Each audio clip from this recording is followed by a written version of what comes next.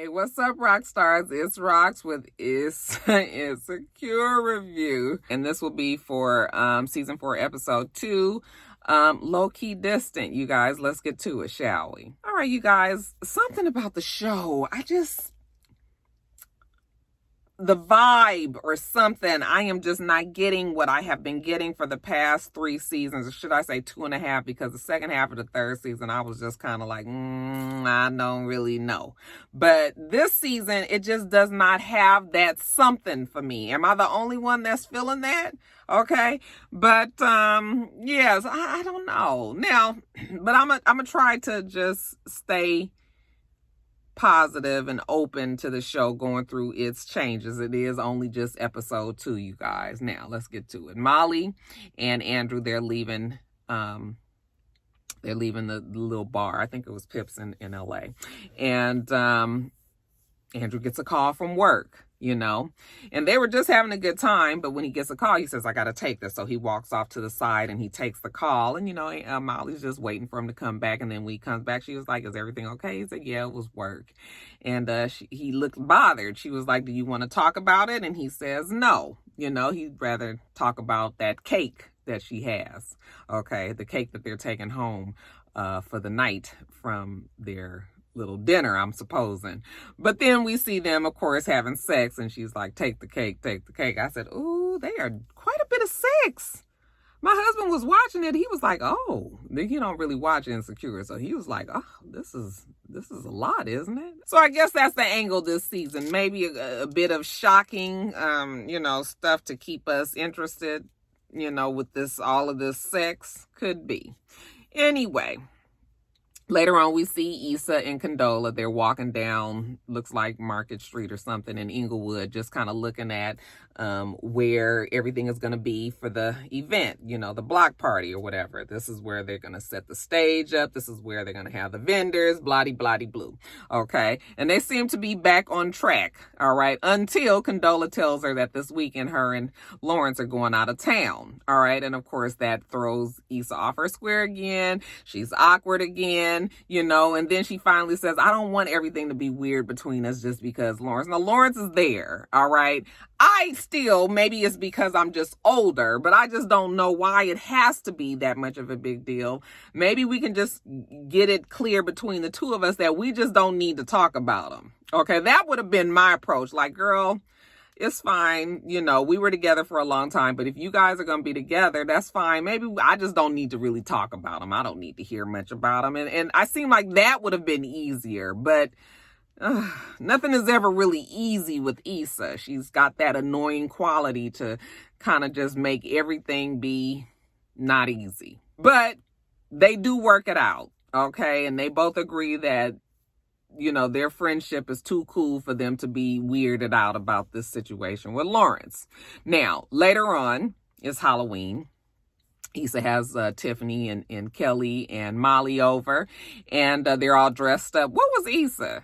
Was she a Mario brother or something? I couldn't figure out what she was. I knew that Kelly was Babs and Tiffany was Cleopatra and Molly was Gabrielle Union's character in Bring It On or whatever the name. Yeah, she was the cheerleader in that movie. I don't know what Issa was. But anyway, they're just sitting around talking about Molly's samurai dick, according to Kelly. I guess she had already told Kelly or Tiffany that her and Andrew had sex already. And Issa was like, oh, you guys fucked already? So now they not even telling each other the main things that's going on in their lives right now. You can start to see a rift between Molly and Issa, just because one is not really kind of relaying to the other one what's going on in their lives, just like regular friends would do. But Molly said, yeah, they did go on and have sex. But Molly's having some issues because he just doesn't seem to want to be open.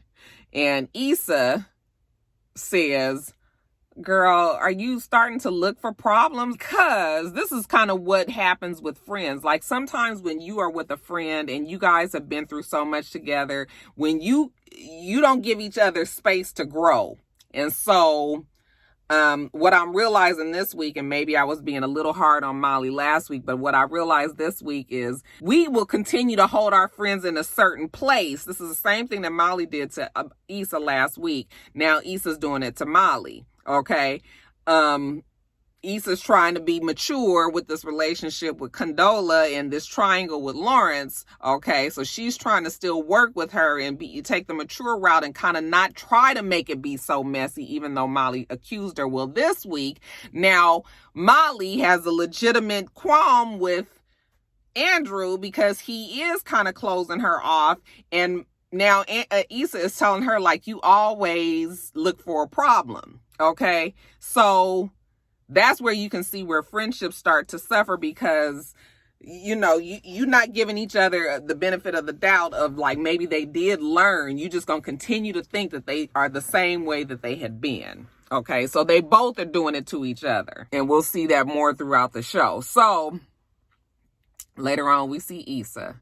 She's with her big security guard guy. You know, they having sex. Again, my husband was like, well, shit, this is like soft porn. Anyway, after they finished having sex, he was like, oh, shit, the condom. Okay, it was on. It's not there no more. So, of course, Issa is now panicking, like, where is it? You know, she goes in the bathroom. She got the mirror.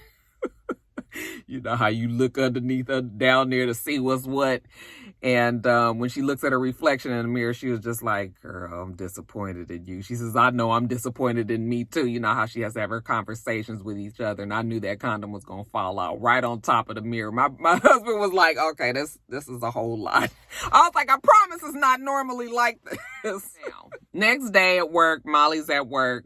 Clearly, they still don't really feel her at work. Okay, so Molly's in this weird place at her job. Then we see her on the phone with Andrew. She's telling him to come over later on, you know, maybe they can have some good little conversation. She's trying to get Andrew to open up, and he agrees he will be there that evening. We see Lawrence and Condola, and they're having lunch. While they're talking, he's like, hey, excuse me, waiter, can I have some mayonnaise? And, you know, Condola laughs to herself. He's like, what? And she says, oh, me and Issa was just talking about you. You know, you like to have mayonnaise on your fries. I was like, okay, girl. Now, if you want this to work, why are you keep on bringing up Issa? It almost feels like she's testing him or trying to see what his reaction is. Because why do you keep on bringing up? It's obvious that people are uncomfortable with the conversation of talking, but she brings Issa up, and then it makes him be strange. And I was just like, well, maybe this relationship is going to get on my nerves too. He was like, so you guys be talking about me? And she was like, well, you know, a little bit because it's kind of weird. So it helps that we can laugh about you. She was like, are you okay with that? And then we see him talking to his boys. He's like, hell fuck no, bitch. I'm not okay with that. Okay, talking to Derek and what's his name? And he's just tossing around the idea, like, how do I handle this? Like, am I supposed to go and confront Issa? Like, should I send her a text message? No, because if you send that shit can get taken out of context. And then, you know, Condola's going to find out about it. She going to go through your text messages. She going to see, you know, Derek trying to act like he wear the big boy pants in his house when we know that Tiffany runs everything over there. But, you know, Lawrence is just bothered by the fact that Issa and Condola talk about him. Oh boy, tell him you need to nip this in the bud. Whatever you do, you need to go on and fix this problem before it gets too big and you can't handle it no more. And you end up losing your girl Condola. Okay, but damn, why didn't you realize that you was at a party? You know, if you gonna try to talk to somebody, let that bitch be the damn what did he say? The caterer. He said, don't be trying to go out with friends of Tiffany. And you know, Tiffany and Issa are friends. Like, you got too many the degrees of separation. You know, like, why? That was not the move. Later on, we see Condola and Issa. And they're having one of their good meetings, you know, and enjoying each other's company. And I guess Issa's supposed to be meeting Molly for lunch. All right. So when Molly comes, and she's already kind of taken aback a little bit by seeing Condola there, she just ain't, you know, you have territorial friends. At least I know I have a very territorial friend that I have, and she don't really take well to new friends at all. Okay. So she was already feeling a certain kind of way after she walked in there. And then after, they all jump up and give each other a group hug, which was strange because Condola, I was just like, why are you hugging? Like, I'm not really a huggy person, so don't come touching on me. Condola was like, I'm about to get out of here. Issa was like, no, why don't you stay? You might as well just stay and have lunch with us. And you could tell that Molly was like, no. But Condola was like, oh, okay, let me just run to the bathroom real fast and I'll be right back. So when she goes to the bathroom, Molly was like, why'd you tell her to stay? Like, I just wanted to talk to you and I don't really know her like that. And Issa was like, this is a perfect opportunity for you to get to know her. Okay, so I have been in this type of situation where you trying to get your new friend to be friends with your old friends and you just love your new friend to death and your old friend is just sort of not feeling it like that, not even trying to give it a chance. Definitely have been there. So, Molly is just sort of like, and Issa and Condola just getting on just like peas and carrots, like Forrest Gump says. But how are we going to fix this situation as far as Lawrence is concerned? Well, we see him. He goes by Issa's apartment. He texts her and says, I'm out front. And she says, I'll be right down. So she comes out and she's just like, hey, what's up? And he says, so Condola told me that you guys, was talking about me. And she was like, yeah, but we don't be talking about you like that. Like, we don't just sit around and be like, oh, Lawrence this and Lawrence that and Lawrence this. And he was just like, well, maybe you guys can just not talk about me at all. I was just like, first of all, this required a face-to-face conversation. You couldn't have called her on the phone and told her that, But so I'm just side-eyeing this thing here. He wants Condola to know him for himself. Okay, not have any input from Issa. I would have been offended if you do you really think that I'm trying to sabotage your fucking relationship? Like, we not together. Fine. You go and be with your new girl. Fine. Don't come over here and insult me by making me think that telling me that I'm going to be saying all kind of fucked up shit about you to your new girl. Like, we don't even think about you that much, even though Issa probably does. But, I'm not going to let you think that I think about you that much. You know what I mean? So I was just like, oh, shut up, Lawrence. And she says, listen, she's fine. Condola's fine. Don't worry about what they got going on. Lawrence is going to be safe with Issa. So whatever. Now, later on, we see Molly. Her and Andrew are at the house. And, he comes over. She's making gumbo. He tells her that her roux is off. Okay, you as an Asian cannot tell me as a black person how to make my damn gumbo, even though it is a little bit off.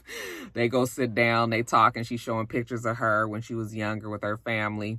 He's talking about his family, or he mentions his family, but he doesn't get into depth about it. I guess one of his siblings he hasn't talked to in a long time, and she asked him, like, well, where is he? And he says he doesn't want to talk about it. And she was just like, well, what is this? Like, you don't never want to open up and talk about anything with me. Kind of feels like you shutting me off, shutting me down, when Molly really has taken a chance, or not taken a chance, but Molly has stepped out of her box to kind of be open with somebody now. He was like, well, what's the problem here? You just because you want to have a label on this? And she was like, no, I want to be with somebody that I actually know. Like, I know that they are a real person, not just this, this fake shit that we have going on right now. Well, he gets in his feelings. He ends up leaving. He's upset. But I feel like Molly had a right to be the way that she was, because this is not the first time that he has cut her down. She's upset about that. Now, at the same time, we see that Issa is supposed to be meeting Condola at a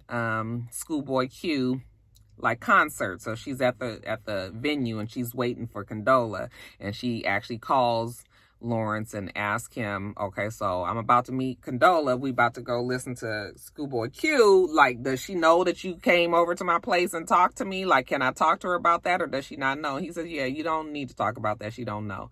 And she was like, okay, well, how are you doing? He's like, you can hang up now. She was like, okay, bye.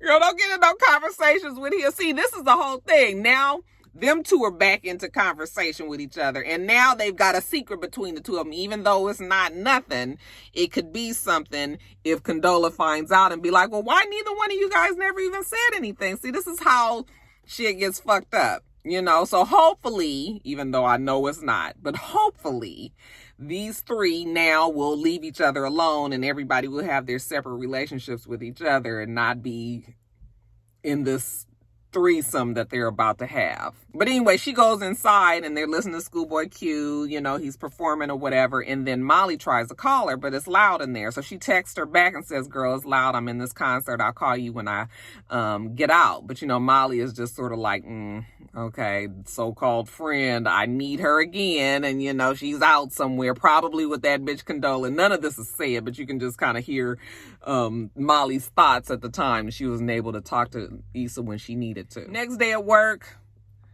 Molly she ain't gonna last at that job.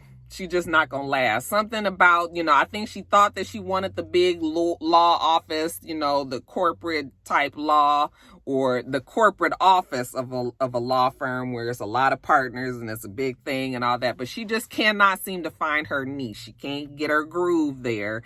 Her partner that she works closely with on cases, he don't really like her. She don't really know how to play him, or, you know, how to figure him out.